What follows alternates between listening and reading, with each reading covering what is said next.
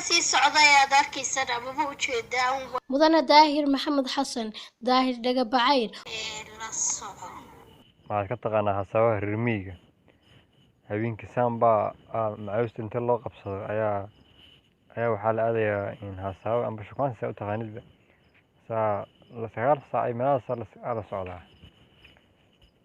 asagoo inta ku badanba waxay inta ku soo cayawsi ahda waxay soo xaroodaan adiga 8 iyo barka meelahaas kuwa xilligaas ka caawa oo habeenkii hurdin baa xilli hasaabaha reer miyiga socod leewa wicitaan ma jiro 7 saac 8 saac 9 saac 10 saac wareeg baa la jira iyo waaba tiris babi adiga xagga meesha oo aan ka isticmaali jirnay wicitaan amba internet halkan lugta qabba heblaay cawad ii shidantaa halka ay dhigi jirtay oo aan dhigi jirnay WhatsApp iga shidantaa amba email ma Facebook la dhigi jiray heblaay meel degan iga shidantaa qabba waxaad jibinaysaa jalcada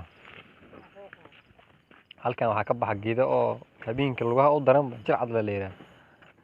واسعي صاحب جرد صاحب داري هم كلها والله ماشي رميقة هالصواد وهذا صح حالك وساس واحد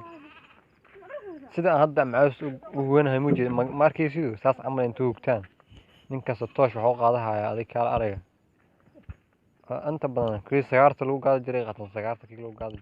هالصواد رميقة لا مريان فايدة واركي labadaas mar oo kala ah inaad qofka aad la hasaawaysid aad toos u horjoogtid iyo inaad lugeynaysid lugayntuna jirka ay dhistaa caafimaad ahaan dhowr marna waxaan u arkaa faa'iido darro dhowrkaas mar oo ay kamid yihiin inaad tagtid iyadoo saf loogu jiro oo ay noqonayso inaad saf waqtigaada ka geshid ama aad meel kala qabatid inaad aad safar gashid oo ay markaaga tagto oo ay kugu adkeyd oo ay kugu tiraa caawa sheeko kuma hayo iyo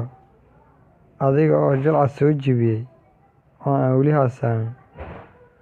aad gurigii ku noqon doontid sidoo kale waxaa ka mid ah waxyaabaha aan u arko inay faa'iido darro yihiin in markii ay qoftii aad u soo baxday kugu adkayso aad meel kale oo aad qabato weyso aad iska laabato adigoo jilcadan soo jibiye sina jibi doono lamada mar waxay kugu tahay faa'iido darro maxaa yeelay dhaawac baa ku soo gaarayo meesha jilcad baa lagu lugeynaya hasaabaha miyigu waa qofka aad doonaysid inaad la hasaawdo lugtaada ugu tag halka uu yahay hasaabuhu magaalka ayar taleefankaaga lacag ku shubo qofka aad la hasaawaysid ayar waco adiga oo arkayna la hadal qofka aad la hasaawaysid adna maxaa ku darsan lahayd